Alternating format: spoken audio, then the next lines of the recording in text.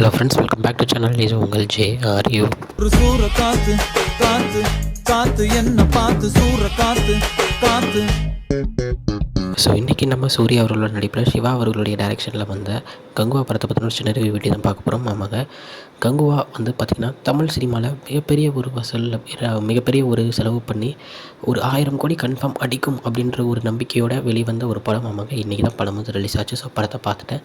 So படத்தை first லைட்டாக இதுதான் கதை அப்படின்னு பார்த்துக்கலாம். நம்ம ஓவராகவும் சொல்லிட மாட்டேன். நான் இன்றைக்கி தான் ஃபஸ்ட் டே. நான் இன்றைக்கே வந்து ஸ்பூஃப் மாதிரி இல்லை ஏதாச்சும் வந்து இது மாதிரி ஸ்பாய்லர் மாதிரி கொடுத்துட்டேன்னா உங்களுக்கு பார்க்குறது கஷ்டமாக போயிடும். ஸோ ஃபஸ்ட்டு நான் என்ன சொல்ல வரேன்னா, இந்த படக்குழுவுக்கு ஃபஸ்ட் விஎஃப்எக்ஸ்க்காகவே அந்த அனிமேஷனுக்காகவே மிகப்பெரிய ஒரு சல்யூட் கொடுக்கணும். ஏன்னா ஒரு 1000 இயர்ஸ் முன்னாடி நடந்த ஒரு கதையை நம்மளுக்கு கொடுக்குறாங்கன்னா, 1000 இயர்ஸ் முன்னாடி எப்படி அந்த கிளைமேட் இருந்துச்சு, எப்படி அந்த கேமரா லைட் எப்படி இருக்கணும், அதெல்லாம் பார்த்து சூப்பராக பண்ணியிருக்காங்க. ஸோ அதுக்கு ஃபஸ்ட்டு நம்ம அவங்களுக்கு வந்து மிகப்பெரிய ஒரு சல்யூட் கொடுக்கணும்.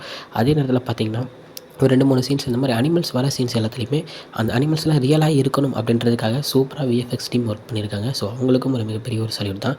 ஸோ பாஸ்ட் அண்ட் ஃப்யூச்சர் அப்படின்னு இந்த படத்தை வந்து நம்ம பிரிச்சுக்கிட்டோம்னா அது வந்து நம்ம எல்லாத்துக்குமே தெரிஞ்சது தான். ஸோ பாஸ்ட்டில் சூர்யா கங்குவாவாக வாழ்ந்திருக்காரு. அந்த கங்குவா கேரக்டருக்கு அப்படி ஒரு உயிர் கொடுத்துருக்காரு நம்ம சூர்யா அப்படின்னு தான் சொல்லணும். ஏன்னா அந்த மாதிரியான ஒரு ஆக்டிங்கை அந்த கங்குவா கேரக்டரில் செம்மையாக பண்ணியிருக்காரு. ஸோ கங்கா அப்படின்ற ஒரு பேரோட தான் அவர் வந்து நடிச்சிருக்காரு.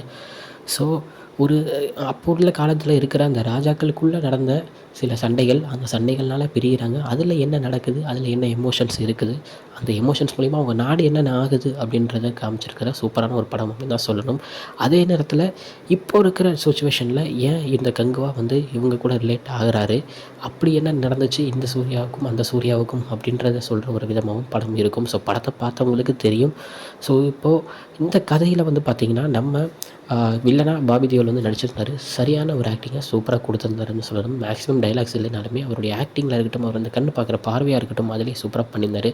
நட்ராஜ் அண்ட் கருணாஸ் எல்லாருமே அவங்கவுங்க ரோலை சூப்பராக செம்மையாக பண்ணியிருந்தாங்க. ஸோ அதே நேரத்தில் வந்து பார்த்திங்கன்னா ஒரு சின்ன பையன் வந்து இதில் வந்து ஒர்க் பண்ணியிருப்பான். ஸோ அவனும் சூப்பராக செம்மையாக அவனுடைய ஆக்டிங்கை கொடுத்துருந்தான். டிஎஸ்பி வேறு மாதிரியான ஒரு மியூசிக்கை அந்த டைமிங்கில் எப்படி மியூசிக் இருந்திருக்கிறோமோ அதுக்கேற்ற மாதிரி சூப்பராக கொடுத்துருந்தாரு.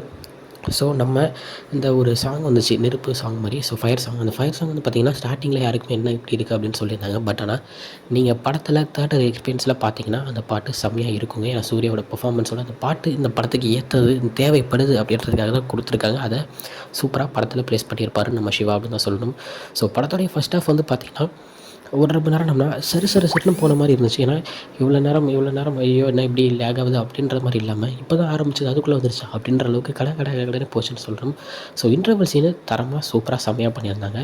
ஸோ இன்டர்வலுக்கு அடுத்து பார்த்திங்கன்னா படம் வந்து அதுக்கப்புறம் தான் கதைக்குள்ளே போயிட்டு சரி இன்னது நடக்க போகுது, இதுக்கப்புறம் தான் சண்டைகள் வரப்போகுது அப்படின்றத மாசாக காமிச்சிருந்தாங்க. தென் முக்கியமாக படத்தில் செம்மையான ஒரு சர்ப்ரைஸ் எல்லாத்துக்குமே இருக்குது. ஸோ அந்த சர்ப்ரைஸ் என்னது பாதி பேருக்கு தெரியும், இருந்தாலும் நான் சொல்ல விரும்பலை. ஸோ தேட்டரில் போய் பாருங்கள். பார்க்கும்போது உங்களுக்கு அந்த சர்ப்ரைஸ் புரியும். ஸோ அந்த நடிகர் வேறு மாதிரியான ஒரு ஆக்டிங்கை கொடுத்துருக்காரு அப்படின்னு தான் சொல்லணும். வர சீனு ஒரு நிமிஷமாக இருந்தாலுமே அந்த ஒரு நிமிஷத்தை மாஸாக சூப்பராக அவருடைய ஆக்டிங்கை மாஸ் பண்ணிவிட்டு போயிருக்காரு அப்படின்னு தான் சொல்லணும். ஸோ பார்ட் 2க்கான லீடையும் சூப்பராக படத்துடைய லாஸ்ட்டில் செம்மையாக படக்குழு வந்து கொடுத்துருந்தாங்க. ஸோ பார்ட் 2ல் கன்ஃபார்ம் கதை கரெக்டாக என்னென்ன இருக்கணும் அப்படின்றதுக்கு ஏற்ற மாதிரி தான் பார்ட் 1 முடிச்சிருக்காங்க. ஸோ பார்ட் 2ல் கதை வந்து நல்லா இருக்கும் அப்படின்னு நானும் நம்புகிறேன்.